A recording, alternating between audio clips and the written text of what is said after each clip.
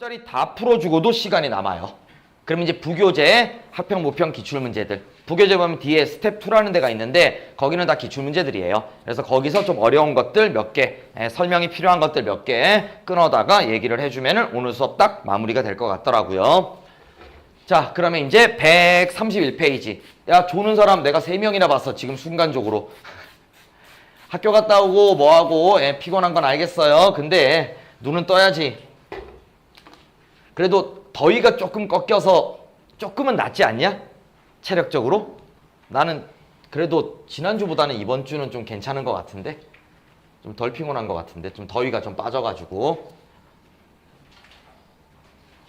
자, 이제 유도 전류, 용어적인, 개념적인 설명들이 언급되어 있습니다. 유도 전류 하면서요. 자, 첫 번째는 자기선소, 자기장의 세기, 자기장의 세기, 그 다음에 전자기 유도, 그렇게 얘기들이 나와 있는데, 이걸 설명하기 위해서는 미리 조금 공식도 내가 다음 페이지에 공식이 써 있긴 하거든. 근데 공식을 이 설명과 함께 하기 위해서 미리 좀 꺼내 올 겁니다. 일단 자기선속은 자기 다발.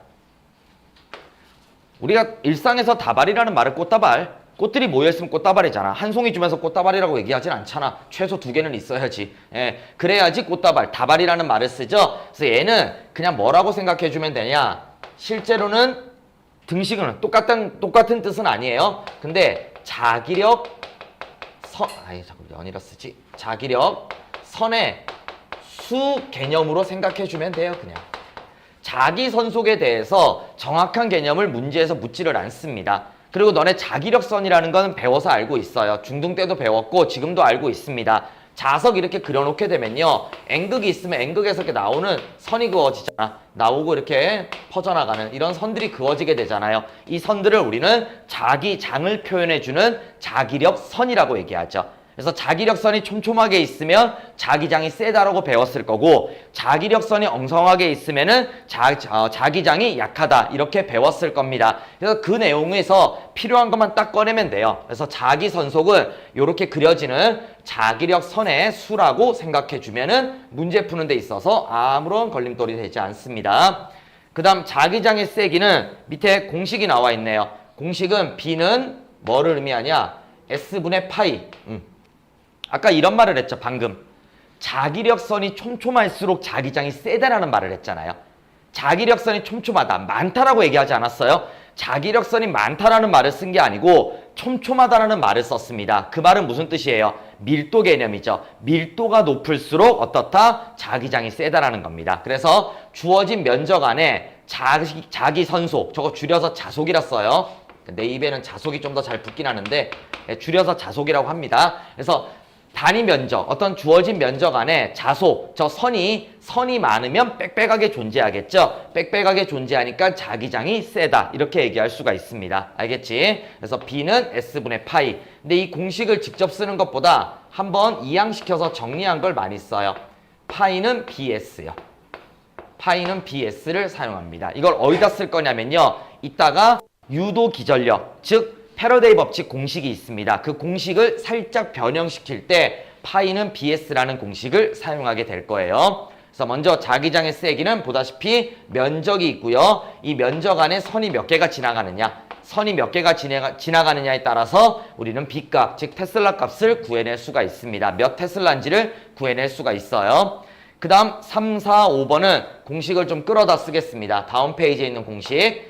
V는 마이너스 N 델타 T분의 델타 파이. 요게 이제 전자기 유도 법칙 또는 패러데이 법칙 공식이 되는 겁니다. 그래서 여기서 눈여겨봐야 될 거는 첫 번째 요 삼각형입니다. 요거 델타라고 부르죠?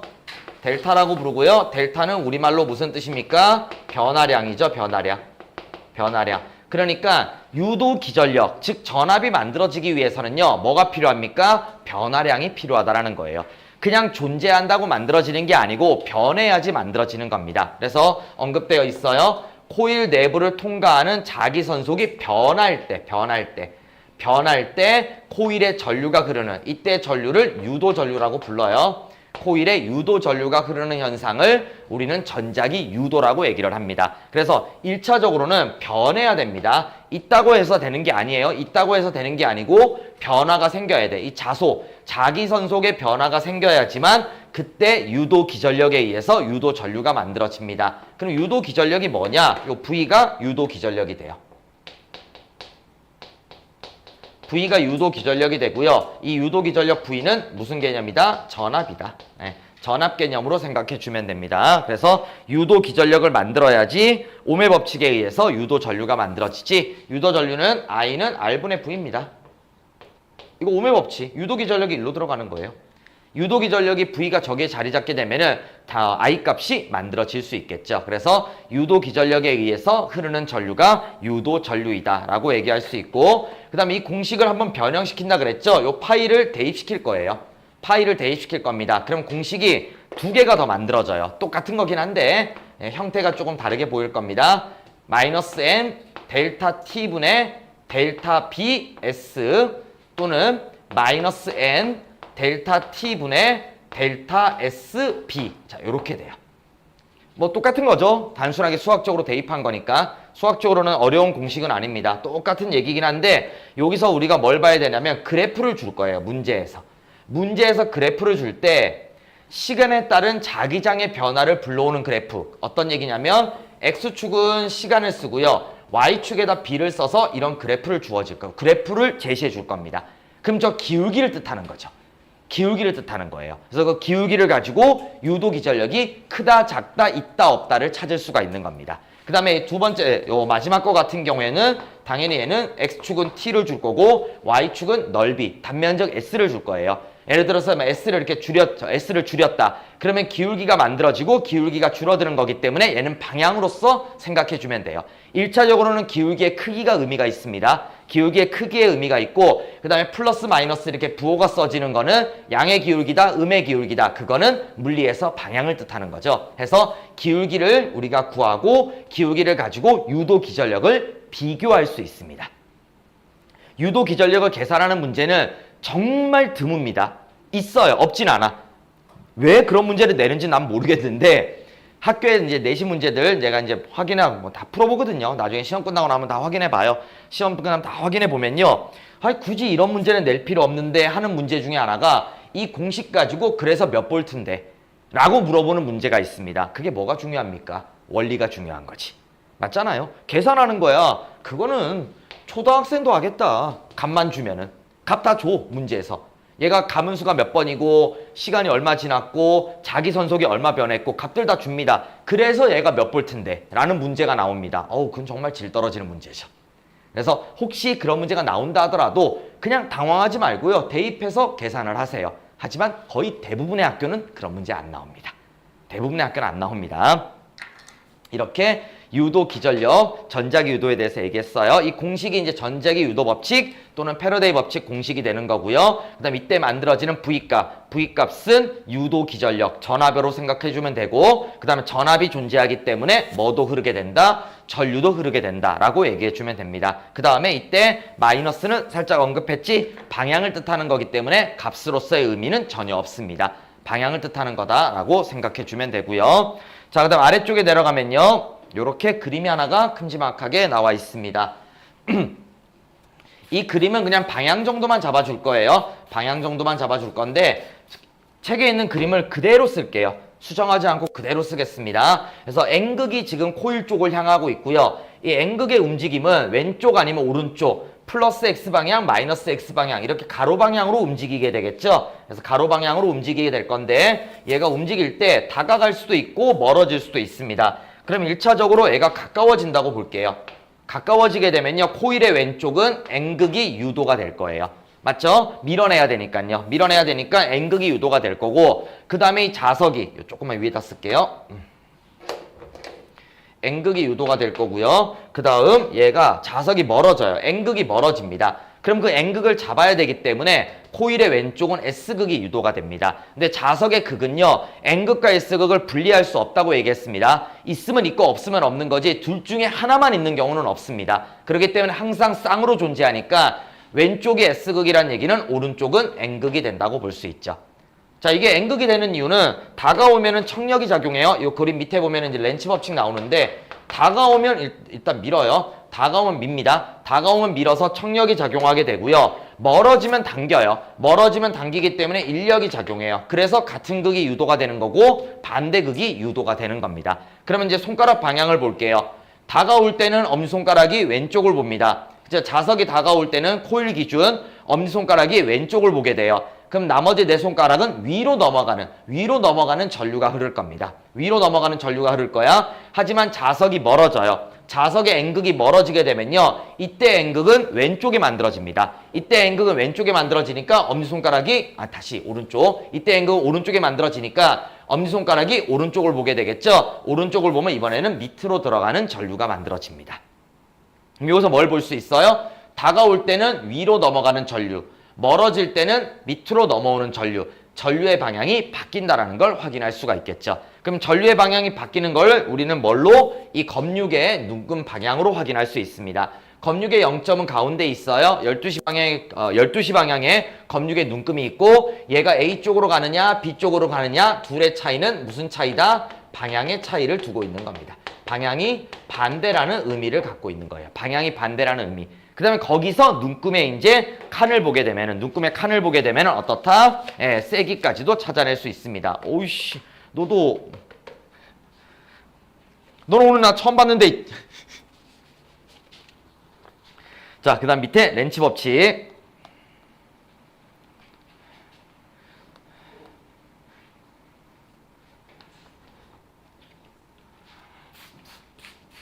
역학이 더 재밌지 않냐, 전기보다? 그렇지. 나도 개인적으로 그래요. 나도 둘 중에 하나를 선택하라면은 나도 역학이 빡세서 재밌어요. 뭔가 얘기할 것도 많고 상황도 재밌고. 근데 어떻게 해요? 이것도 우리가 시험을 봐야 되는 내용이니까 조금은 재미없는 내용이긴 해요. 근데 뭐 선택의 여지가 없잖아요. 우리가 선택할 수 있는 게 아니지. 그러면 해야죠. 그럼 해야 돼요. 뒤에 3단원 넘어가서 파동 가면요. 아유, 파동이 더 재미없죠. 어떻게 해야지. 그래서 마음을 그렇게 먹어야 됩니다. 마음을 먹고 그냥 해야지 라는 생각하면서 그냥 하세요. 자, 그 다음에 이제 아까 얘기한 대로 이제 렌치 법칙인데, 렌치 법칙은 저기 중요한 문장이 언급되어 있네요. 자기선속의 변화를 방해하는 방향으로 유도 전류가 형성이 됩니다. 방해하는 방향으로 유도 전류가 형성이 돼요. 근데 나는 유도 전류보다 자기장을 먼저 찾을 거예요. 자기장을 먼저 찾을 겁니다. 왜냐면 전류와 자기장은 서로 붙어 있는 거예요. 전류가 흐르면 자기장이 형성돼요. 그럼 자기장이 형성됐다라는 것은 전류가 흐른다라는 얘기와 똑같은 뜻입니다. 자, 그래서 자기장을 먼저 찾을 거예요. N극이 다가옵니다. N극이 다가오게 되면 어떤 일이 생겨요? 내려가는 자기장이 증가하게 되겠죠? 그렇죠? 다가오니까 자기장은 양극이 가장 강해요. 양극이 가장 강하기 때문에 양극의 자기력선, 즉 자기선속의 밀도도 높습니다. 그치? 그래서 다가오게 되면은 내려오는 자기장이 증가하게 돼요. 그럼 어떻게 된다? 올라가는 자기장을 유도하게 됩니다. 이렇게 유도하게 되겠죠? 그래야지 증가를 방해할 수 있잖아요. 마치 증가를 방해하기 위해서는 반대 방향의 자기장을 만들어야 됩니다. 반대 방향의 자기장을 만들어야 돼요. 자, 그렇기 때문에 내려가는 방향의 자기장이 증가했다. 그럼 올라가는 방향의 자기장이 유도가 되니까 위쪽이 무슨 극이 돼요? 코일의 위쪽이 N극이 돼요. 그러면 손가락은 어떻게 만들어져? 엄지손가락을 위로 세우면은 나머지 네 손가락은 시계 반대 방향으로, 이렇게 시계 반대 방향으로 전류가 형성되는 거고요. 그 다음에 두 번째 같은 경우에는 N극이 멀어지고 있습니다. N극이 멀어지게 되니까 내려가는 자기장이 감소하게 되겠죠? 내려가는 자기장이 감소하게 됩니다. 멀어지니까 감소하겠죠? 그럼 이때는 뭐가 유도된다? 내려가는 자기장이 유도가 되겠죠. 그 감소하는 걸 방해해야 되니까요. 감소하는 걸 방해해야 되니까 이번에는 내려가는 자기장이 유도가 될 겁니다. 그러면은 이 자기장이 나오는 방향이 무슨 극? 이쪽이 N극이 되니까 이번에는 엄지손가락을 꼽아서 나머지 네 손가락을 보면 네 손가락이 어느 방향으로 감긴다? 시계 방향으로 감기는 걸 확인할 수 있습니다. 자, 이렇기 때문에 저 자기장의 변화 또는 자기선속의 변화로 인해서 유도 전류가 만들어진다라고 그림이 나와 있네요. 자, 다음 페이지 넘어가 보면요. 그 설명이 뭐 되게 길게 써 있습니다. 되게 길게 써 있는데 방금 얘기한 게 전부예요. 방금 얘기한 내용이에요. 방금 얘기한 내용을 이렇게 길게 써놨습니다. 뭐 한번 쓱 읽어보면요. 똑같은 얘기예요. 똑같은 얘기이기 때문에 이 부분은 넘어가고요. 그 다음 N극만 하면은 또 S극이 심심할 테니까 S극도 같이 얘기할게요. S극도. 그래서 이번에는 S극으로 얘기 한번 해보겠습니다. 첫 번째는 S극이 다가가는 거고요. 두 번째는 S극이 멀어지고 있는 겁니다. S극이 다가가고 S극이 멀어지고 있네요. 그럼 이때는 코일은 원래 극이 없어요. 코일에 극이 어디 있어요? 코일은 그냥 일반적인 물체예요. 극이 존재하지 않습니다. 근데 유도가 되는 거겠죠. 따라서 S극이 다가오면 이 코일의 위쪽은 어떠한 힘이 작용해야 돼요? S극을 밀어내기 위한 청력이 작용해야 됩니다. 렌츠 법칙은 이렇게 생각하면 돼. 밀당이라고요. 내가 몇 번 얘기했을 겁니다. 다가오면은 밀어요. 그 다음에 멀어지면 당겨주게 됩니다. 따라서 S극이 다가오게 되면은 이 코일은 청력이 만들어져야 됩니다. 이걸 밀어야 되잖아요. 밀기 위한 청력이 작용해요. 그래서 똑같은 극인 S극이 유도가 되고 그럼 아래쪽은 당연히 N극이 존재하게 될 겁니다. 그러면 엄지손가락을 어떻게 하면 돼? 아래로 꼽으면 됩니다. 아래로 꼽는데 애들 수업하다 보면 그럼 전류가 A, G, B인지 B, G, A인지를 너무 이렇게 심각하게 생각하더라고요. 만약에 내가 방향을 잘 못 잡는 스타일이다. 손을 펴세요. 펴세요. 그럼 어떻게 돼요? 코일 앞쪽에서 전류가 나오잖아요. 맞죠? 코일 앞쪽에서 엄손가락은 반드시 N극이에요.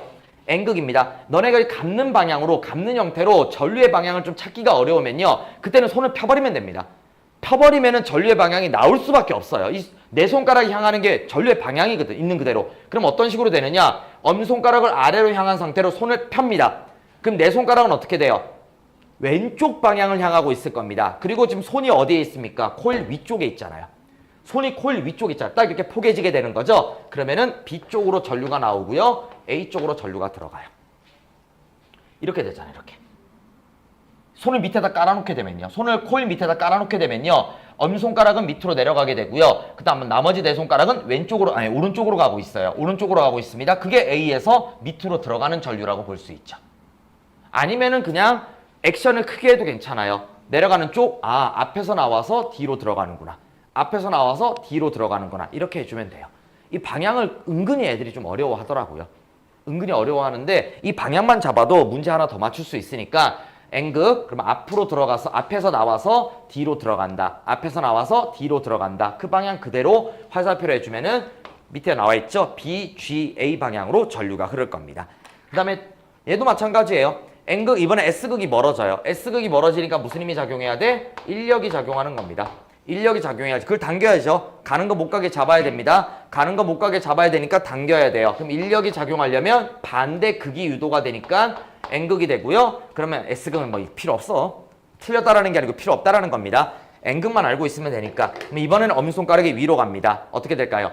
뒤에서 나와서 앞으로 들어가죠. 뒤에서 나와서 앞으로 들어갑니다. 손 펴면은 뒤에서 왼쪽으로 가는 게 보이고요. 그 다음 앞에서는 오른쪽으로 가는 게 보일 거예요. 그쵸? 예. 크게 액션해도 상관없습니다. 뒤에서 나와서 앞으로 들어가는, 뒤에서 나와서 앞으로 들어가는 형태가 만들어지기 때문에 이번에는 A에서 전류가 나와서 B 쪽으로 전류가 들어가게 됩니다. 그럼 당연히 이번에는 전류는 어떻게? A, G, B 방향으로 흐르게 되는 거죠. 됐습니까? 예. 그냥 눈앞에다가 뭐 이 정도 상상은 되잖아. 눈앞에 이걸 코일을 꺼냈다고 생각해요. 그러니까 코일을 꺼냈다고 생각해서 걔를 감는다. 어느 방향으로 감는지만 잘 잡아주게 되면은 전류의 방향을 너네가 찾아낼 수는 있을 겁니다. 그 정도 상상력은 뭐 특별한 어떤 능력은 아니니까 다 할 수 있을 거예요. 자, 그 다음 아래쪽에 보게 되면은 공식 나와 있는데 공식 다 얘기했죠? 공식 다 얘기했습니다. 그래서 이 공식에 대해서는 앞에 한번 써봤으니까 더 이상 쓰지는 않고 그냥 증가시키는 방법만 얘기를 할게요. 증가시키는 방법은 V값을 최대로 만드는 방법. V값을 최대로 만드는 방법. 원래는 이제 유도 전류를 최대로 만들고 싶어요. 그러면 뭐를 해줘야 돼요? 유도 기전력을 최대로 해줘야 되겠죠. 그쵸? 이건 뭐가 적용된다? I는 R분의 V, 오메 법칙이 적용돼서. 오메 법칙이 적용돼서 내가 유도 전류를 최대로 만들고 싶다? 그럼 유도 기전력을 최대로 만들면 돼. 그러면 그 유도 기전력을 최대로 만드는 방법이 총 3가지가 있겠죠. 어떻다? N을 증가시키거나, 그냥 증가라고 표현할게요. N을 증가시키거나 델타 T를 감소시키거나 아니면 델타 파이를 증가시키거나. 그러니까 수학적으로 생각하면 됩니다. 이렇게 세 가지를 해주게 되면은 V값을 최대로 만들어낼 수 있고 그로 인해 I값도 최대로 만들어낼 수가 있습니다. 그럼 N값을 증가시킨다라는 얘기는 코일의 가문수, 우리말로 쓰면요. 코일의 가문수를 증가시킨다는 얘기가 되고 그 다음에 델타 T를 감소시킨다는 얘기는 자석의 빠르기를 증가시키는 겁니다. 빠르기를 증가시키면 시간이 줄거든요. 빠르기를 증가시키면 속력을 증가시키면 시간이 줄어요. 예전에 KTX 처음 만들어졌을 때 부산까지 2시간 만에 간다. 사람들 아무도 안 믿었습니다. 그게 돼? 부산까지 기차 타고 서울에서 기차 타면 4시간, 4시간 반이 걸렸는데 2시간 만에 간다고? 그게 돼? 되지. 빠르니까. 빠르니까 시간이 줄게 되는 거잖아. 빠르니까요. 그래서 자석의 빠르기를 증가시키면은 델타 T는 감소합니다. 얘는 자석의 세기와 관련되어 있습니다. 자석의 세기를 증가시키게 되면 어떻다? 델타 파이가 증가해버리기 때문에 이렇게 맞춰주면은 전압, 유도 기전력을 최대로 맞출 수 있고 유도 기전력을 최대로 맞추면 전류값도 최대로 맞춰낼 수가 있습니다. 그 다음에 요 밑에 보면은 렌치 법칙이 나오는데 이 렌치 법칙은 어디에 연결되면 돼? 요 마이너스에 연결되면 돼요. 마이너스. 방해하는 방향이다. 방해하는 방향이기 때문에 요 마이너스에다가 렌치 법칙을 적용시킨다라고 생각해 주면 될 것 같습니다. 그럼 이쪽 페이지까지 얘기 다 됐죠? 다음 페이지로 넘어가면은 실제 문제에서 자주 언급되는 그림이죠. 자, 이렇게 영역, 균일한 자기장 영역이 나와 있습니다. 자, 다시 한번 얘기합니다. 중요한 건 변화입니다. 자기장이 세다 약하다? 물론 그것도 영향이 있죠. 그런데 세진다 약해진다가 유도 기전력과 관련이 있는 거예요. 세다 약하다 있다 없다 그거는 유도 기전력과 직접적인 관련이 없고 델타값 즉 변화량이잖아요. 그냥 델타값 변화량이 있어야 돼요. 그래서 변화 즉 세진다 약해진다 이런 변화의 의미가 있기 때문에 그 변화로서 우리가 어떤 방향으로 유도 전류가 형성되고 또는 유도 전류가 형성이 되는지 안 되는지를 구분해낼 수가 있습니다. 자, 일단 X자 기호가 들어가게 되면은 이거는 들어가는 방향이란 뜻입니다. 책에도 나와는 있어요. 들어가는 방향이라고 나와는 있는데 그냥 몇 번 하다 보면은 외워질 겁니다. 그래서 영역에 X자 표시를 하게 되면 수직으로 들어가는 방향, 즉 여기를 뚫고 들어가는 자기장이란 뜻이에요. 칠판을 뚫고 들어가는 방향의 자기장입니다. 그러면 바깥쪽은 제로예요. 바깥쪽은 자기장이 없습니다. 이 도선, 사각형 형태의 도선이 왼쪽에서 오른쪽 방향으로 운동을 진행하면요. 도선 내부를 중심으로 보는 겁니다. 도선 내부를 중심으로요. 이 내부를 통과하는 자기장이 들어가는 방향의 자기장이 증가하지 않아요? 맞죠? 바깥쪽에 있으면 제로예요.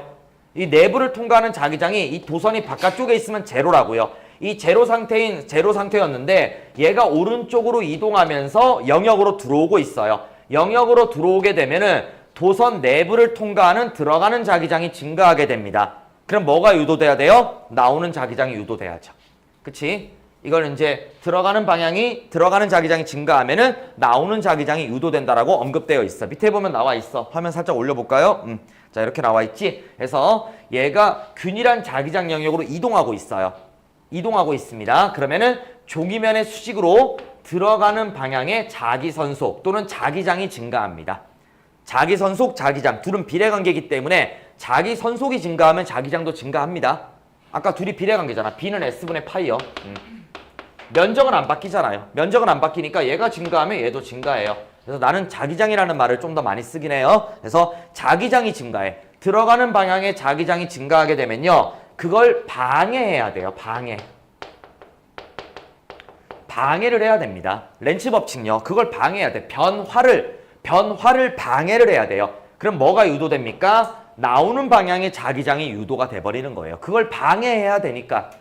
그러니까 어떻게 돼요? 엄지손가락이 나오는 방향을 향하고 있으면 되죠. 엄지손가락이 나오는 방향을 향하고 있으면 나머지 네 손가락은 무슨 방향으로 감긴다? 시계 반대 방향으로 감기고 있을 겁니다. 그래서 유도전류는 시계 반대 방향으로 형성이 되고요. 그 다음에 두 번째 그림은요.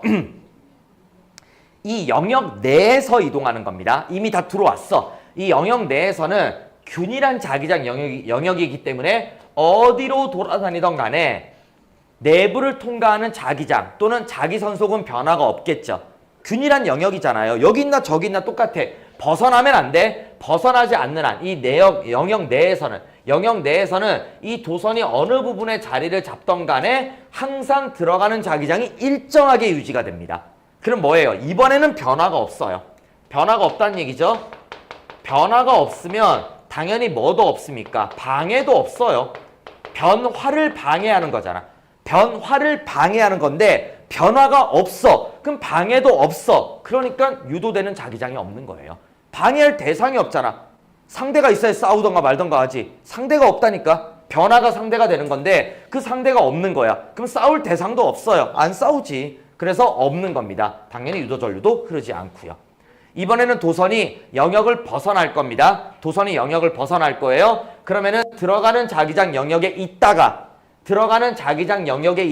거기서 벗어나요. 제로로 이제 이동을 하는 겁니다. 제로 상태로 이동을 해요. 그러면 벗어나면서 들어가는 자기장이 감소하게 되죠. 여기 이제 보면은 들어가는 자기선속이 감소하게 된다. 이렇게 아마 책에 나와 있을 겁니다. 그래서 들어가는 자기선속이 감소하게 돼요. 자기장이 감소한다고요? 그러면은 이걸 또 방해해야 되잖아. 감소하는 걸 방해하려면 그거 다시 만들어버리면 돼요. 들어가는 방향의 자기장을 다시 만들어버리면 됩니다. 그럼 방해잖아요. 자, 앞에 경환이라는 친구가 있습니다. 경환이라는 친구가 집에 있는 쓰레기를 하나씩 밖으로 버리고 있는데 내가 계속 갖다 놔요. 그럼 쓰레기 양이 그대로잖아요. 그런 식이에요. 얘가 쓰레기를 버리면서 이제 우리 집 깨끗해진다 이러고 있는데 내가 그냥 몰래 다시 갖다 놔봐. 그럼 어떻게 돼? 쓰레기는 그대로 있는 거잖아. 변화를 내가 막았잖아요. 방해를 시킨 거잖아요. 그런 거라 생각하면 돼요. 그래서 들어가는 방향의 자기장이 감소를 하게 되면은 들어가는 방향의 자기장이 유도가 되는 겁니다. 그게 방해니까요. 그래서 들어가는 자기장이 유도가 되면 전류는 어떻게 된다? 시계 방향으로 형성이 됩니다. 됐죠? 이제 너네들 조금씩 얼굴을 익혀가고 있기 때문에 이제 조금씩 너네 이름 부르면서 이렇게 좀 비유를 하면서 그러면서 외워가는 겁니다. 오늘은 딱 이렇게 이 친구하고 그다음에 저기 고세코 친구들, 수원고 친구들은 다 외웠고 요 고세코 친구들 딱 외우면은 그러면 될 것 같아요. 그래서 조금씩 그래도 외워야지. 다음 주에는 너네 들어오면은 내가 알아서 출석 체크할게요. 이름 안 물어보고 한번 해볼게요. 잘못 불러도 서운해하지 말고. 자, 어쨌든 이렇게 영역에 들어갈 때와 영역에서 벗어날 때 유도전류 만들어지는 거 문제에서도 다시 한번 얘기해 주도록 하겠습니다. 자, 그 다음 내가 아까 기울기란 얘기를 했죠. 그게 바로 여기서 적용됩니다. 기울기요. 이거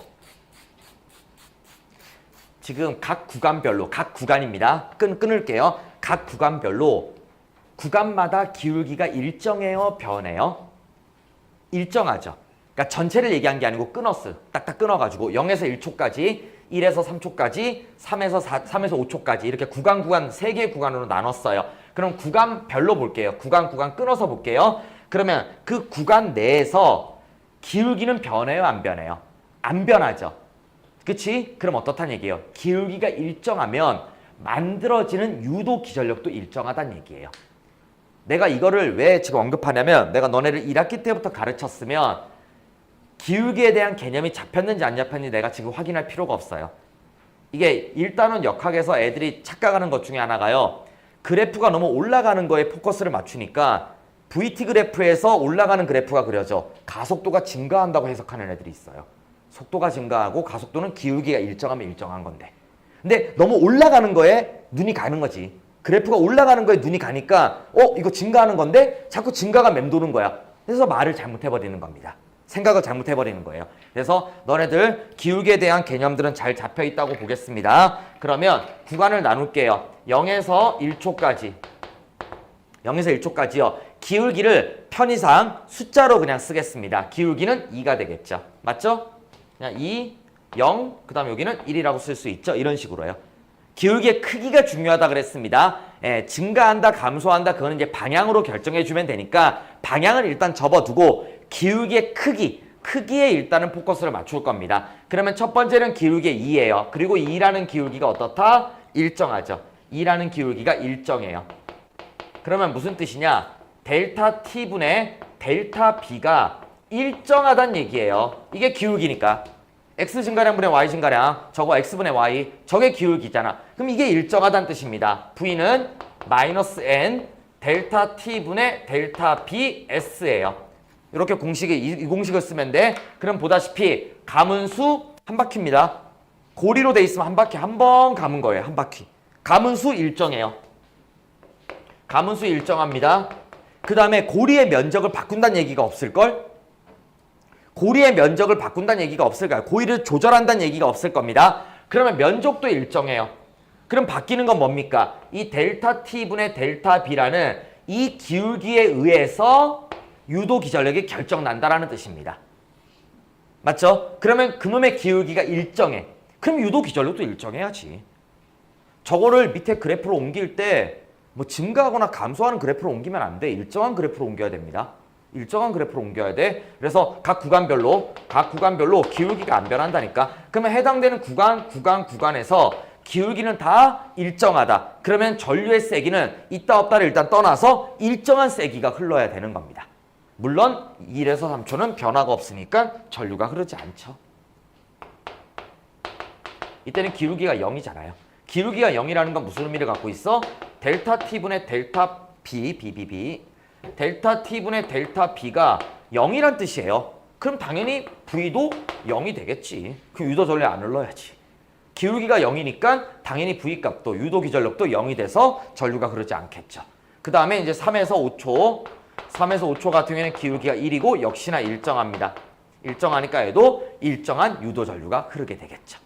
자, 이제 방향을 잡을게요. 이제 방향을 잡을 겁니다. 일단 세기 먼저 잡았고요. 방향은 들어가는 자기장 영역입니다. X자 기호죠. X자 기호니까 들어가는 자기장 영역입니다. 그 자기장이 감소하네요. 들어가는 자기장이 감소한다는 얘기입니다. 뭐가 유도돼요? 들어가는 자기장이 유도되겠죠. 들어가는 자기장이 감소하잖아. 들어가는 자기장이 감소하니까 들어가는 자기장이 유도가 돼서 0에서 1초 구간은 어떠한 전류? 이때는 시계 방향의 전류. 밑에 보면 나와 있죠? 그래프 밑에 보면 책에 있을 겁니다.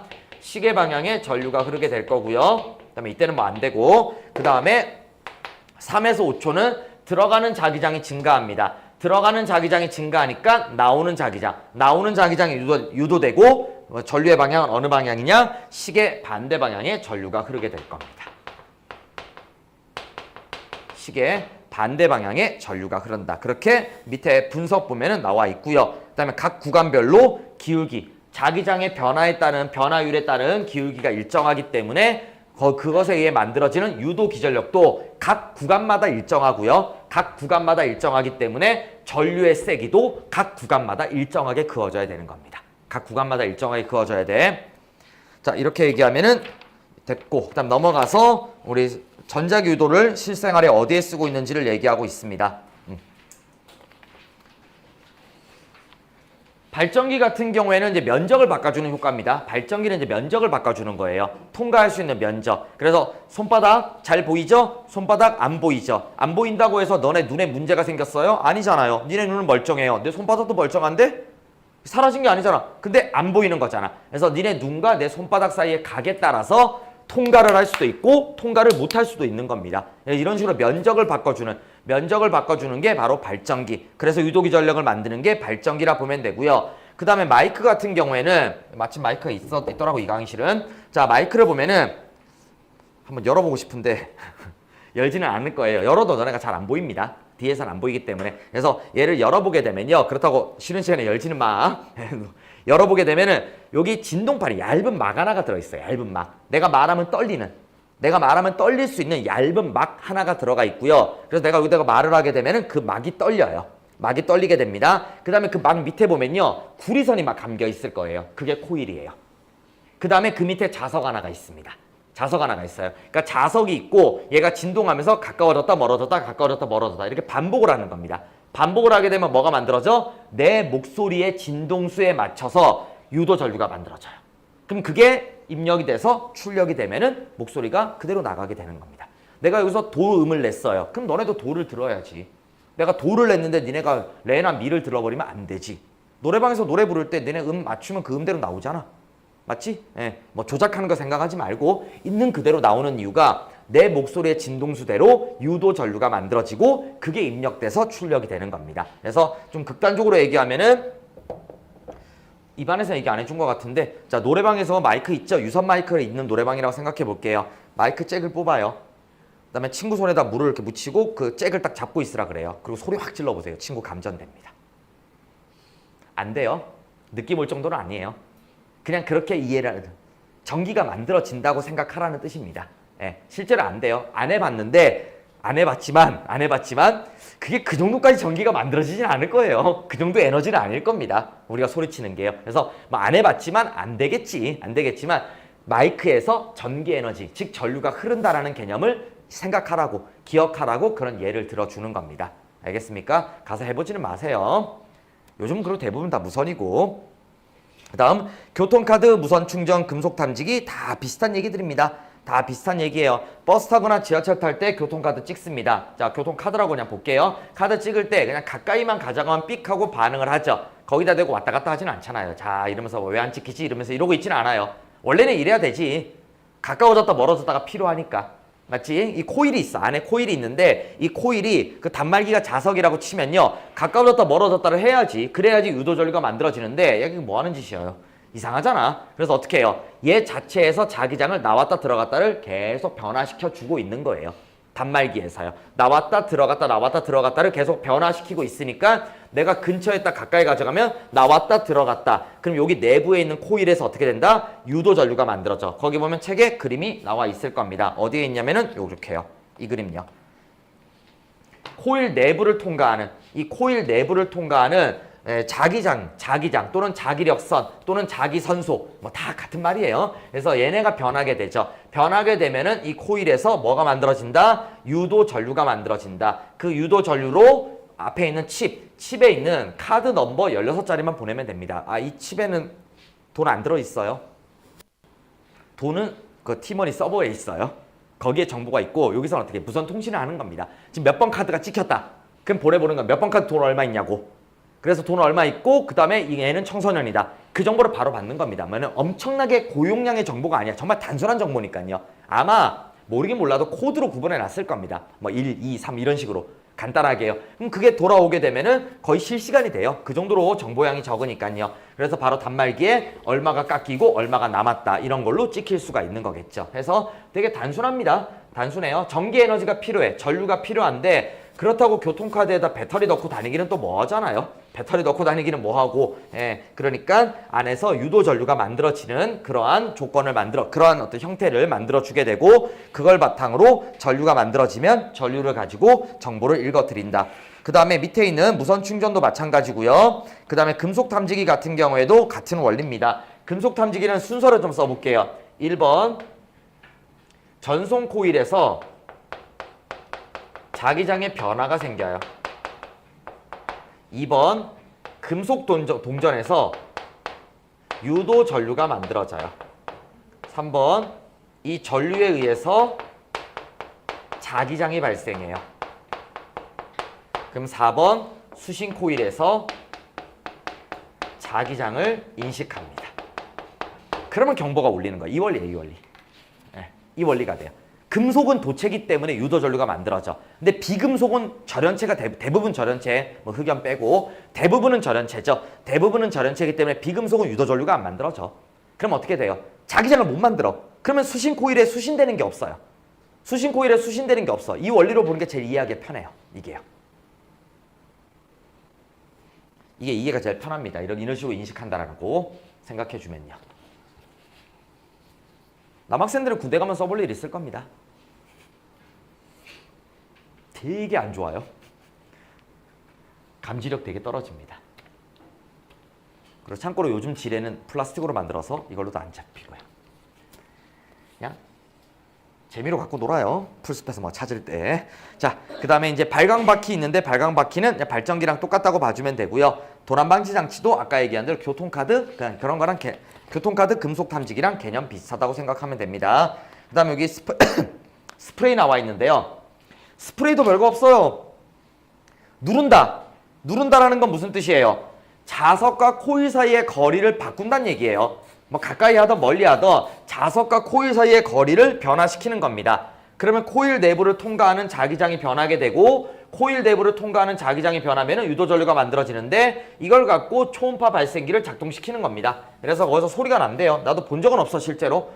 본 적은 없는데 거기서 이제 소리가 난대. 모기가 싫어하는 소리가. 그러면 이제 모기를 쫓을 때 쓸 수 있는 그러한 어떤 살충제 같은 그런 느낌으로, 살충제는 아니지만 살충제 같은 그런 개념으로 사용할 수 있는 게 이 초음파 발생기라고 얘기합니다.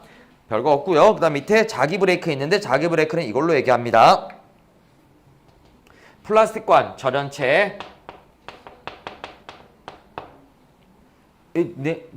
니네 저 절연체라는 말을 써야지 부도체를 쓰면 안 되는 거 알고 있죠? 부도체라는 말이 잘못된 거예요. 부도체는 무슨 뜻이에요? 전류가 흐르지 않는다라는 뜻이에요. 부자가 들어가 쓰게 되면. 도체가 아니다. 전류가 흐르지 않는다라는 뜻이거든요. 플라스틱 전기통합니다. 매우 강력한 전압을 공급하면요. 그러니까 원리적으로 전류가 안 흐르는 게 아니에요. 전류가 잘 안 흐르는 거지. 그래서 단어가 예전에는 도체, 부도체 이렇게 불렀는데 몇 년 전부터는 도체, 절연체로 이렇게 불러요. 그러니까 부라는 말을 안 써요. 아닌 건 아니거든. 흐르긴 흘러. 물론 극단적으로 공급했을 때 흐르는 거긴 하지만 근데 흐르는 건 맞거든요. 아닌 건 아니거든. 그러다 보니까 이제 절연체라는 말을 많이 씁니다. 물론 옛날 선생님들 조금 이제 예전 분들은 뭐 부도체라는 말을 아직도 쓰고 TV나 이런 데서도 부도체라는 말을 쓰긴 하는데 정확하게는 절연체가 맞는 말이에요. 그다음에는 도체입니다. 그러면 뭐가 만들어져요? 유도전류가 형성되겠죠. 얘는 안 되고요. 얘는 안 됩니다. 그러면 어떠한 일이 생기냐? 얘가 다가왔어요. 그러면 처음에 자석이 뭘 갖고 있었어? 포텐셜 에너지를 갖고 있죠. 당연하지. 자석은 포텐셜 높이가 있잖아. 높이에 따른 중력에 따른 중력에 의한 포텐셜 에너지를 갖고 있습니다. 그럼 얘가 내려오게 되면은 포텐셜 에너지가 뭘로 바뀌어요? 운동 에너지로 바뀝니다. 그치? 얘도 마찬가지로 포텐셜 에너지가 운동 에너지로 바뀌는데 그거 말고도 전기 에너지가 만들어지죠. 따라서 뭐가 더 커요? 얘가 더 클 수밖에 없지. 운동 에너지가. 전기 에너지도 만들어지니까. 당연히 운동 에너지가 제가 더 클 수밖에 없지. 똑같은 포텐셜 에너지에서 전환이 되는 거니까요. 그럼 어떻다? 빨리 떨어진다? 천천히 떨어진다. 너네 유튜브 자주 쓰잖아요. 대한민국 10대, 20대에 가장 많이 사용하는 어플이 유튜브라는데. 네, 그렇대요. 10대, 20대가 제일 많이 쓰는 어플이 유튜브래요. 그래서 유튜브 많이 볼 겁니다. 거기서 한번 쳐보세요. 전자기유도 구리관. 그러면은 나와 5분짜리 영상.